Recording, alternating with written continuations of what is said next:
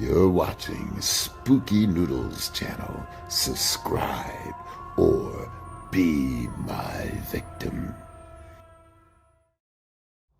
Hello guys, what is up? It's your boy Spooky Noodles, and I am back with another video. Today, well, it's more of a sensitive topic, but we're going to be talking about my reading disabilities. So, yeah. So I got this idea from, I'm going to forget her name. Bookishly Weird. I'm not really sure. I'll put her in the description down below. But she did a thing where she talked about her reading disabilities or her disabilities that make it hard to read. And I thought, hey, that's a good idea. I got quite a few, so let's talk about them. So as you can see, I just hopped out of the shower, so my hair is still wet. So I apologize for not the wet look. I am wet. But yeah, so what are we talking about? We're talking about my disability. So as you may know, I am high functioning autism, or I have high functioning autism. And I don't really think that is what makes it hard to read. It's more of the ADHD that kind of comes with the autism that I have. I have high functioning autism, I have ADHD, I have oral dysphagia, I have dyslexia. So all four of these things come together to make it very hard for me to read. The ADHD makes it so I'm not focused, I gotta take Adderall, and usually when the dose is wearing off, I can't read. So there's a specific time where I try to read because that's the time where I can read. And it doesn't. And other things help too, but Adderall specifically is one of the bigger helps for my reading. And then you have autism, or my high functioning autism, or ASD, as I like to call it. Some people would call it Asperger's, but I don't like saying that. There's a reason why, but I won't get into it now. But I'm high functioning autism. I'm autistic spectrum disorder, ASD. So when I'm reading, I guess it does affect me a little bit because I hand wag when I'm excited or stressed or anything, and those emotions come out when I'm reading. So sometimes I'll be in the middle of reading a book and then I gotta stop because I gotta hand wag. If that you don't know what hand wagging is, it's a stimming thing that people with autism do. It's almost uncontrollable for me. I can't control it very often. I've gotten better at controlling it, but I can't. Controlling it. The word control. That's the key word here. I don't have any control over this. I've been able to. What's the word I want to find here or use? I found a way to cope with it, but not. It's by far. I have not actually gotten a grasp on my autistic spectrum disorder. It makes it really hard for me to read because I'm hand wagging. So I had actually once thrown a book across the room because my hands flapped because I was so in the book. And I've already told this author that I did that. It was a Fear by Ronald Kelly. I was really emotional. I basically hand wagged and almost threw the book across the room. So, yeah, I had to buy a new copy of Fear because my Fear was all battered and bruised. And so, then dyslexia, that's an obvious one. I flip words around and letters and numbers. There's a different word for the number one, but I can't remember. These are all like disabilities I know I have, but I have never actually researched them that much, so I don't really know much about my disabilities. I know that's weird, and it's something that affects you. You should know what it's about.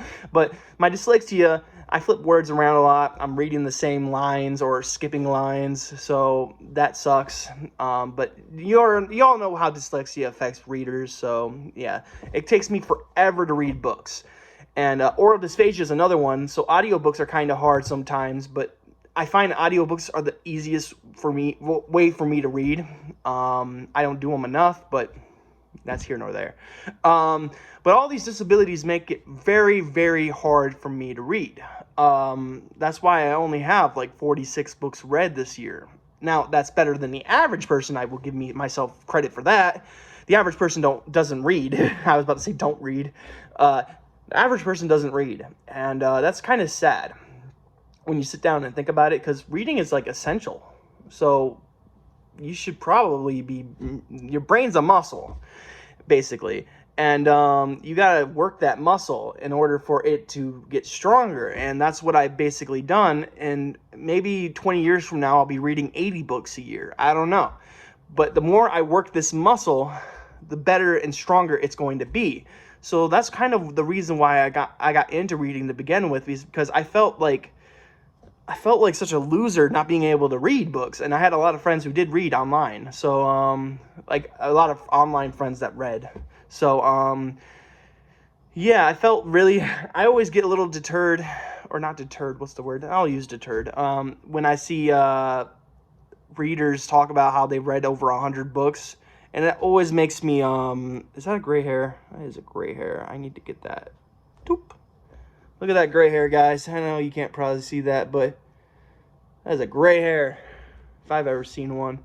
Anyways, what were we talking about? I forget. But, yeah, oh yeah, dysphagia and stuff like that. Yeah, ADHD is kicking my butt today, as you notice. I can't focus at all today, and it's probably because it's almost 2 o'clock and it's time to take my second round. But, yeah, I take quite a bit of pills. I'm not going to talk about the pills I take, but I take a lot to have me function. I have depression, really, really bad depression. I don't like to gloat about how bad my depression is, because it doesn't make sense to gloat about something like that. But I have manic depression, and it's terrible. It's one of the things that affects my reading probably the most, if I'm thinking about it now. Because there'll be days where I just can't read because I'm so sad, and there's no reason for this sadness. It comes in like a rogue wave, and it makes it hard to read. So, yeah. But I don't like talking about depression. It's kind of like the elephant in the room. It's something that I don't like to talk about very often, but it's there. It's always there, and it will always be there. There's no cure for depression, unfortunately. So you can only maintain your happiness, I guess. I don't really know. But I see therapists, and my therapy appointments are great. Speaking of which, I think I have one coming soon, but I don't remember when. I don't remember. But I got things that I got to remember after this video. But those are some of the disabilities that I have that make it very hard for me to read. If you have any disabilities, leave them in the comments and tell me how they affect your reading. Yeah. If you want to, that is. You don't have to. It's not if you feel comfortable talking about them, talk about them. I highly recommend you do that, because there's other people out there that might have your disability who think they can't read as well, and seeing other people with these disabilities read it helps a lot, because it's like, oh, if these people can read, then why can't I read, type thing. So, I have these disabilities, and they have made it very difficult to read, but I have read 46 books this year, and I also write. So when I find free time, which I have quite a lot of free time lately, this year, not having a job, but that's coming to an end soon. I should be having a job soon, but it's hanging in the air. Anyways, I think I'm getting off track here. I need to focus. If you have any disabilities that halt you from reading or affect your reading at all, and you want to talk about them, list them down below in the comment section. And with that, I think I'm going to finish this video. We're around 9 minutes now, so probably a little bit more than 9 minutes with the intro and outro and yada, yada, yada. So, yeah.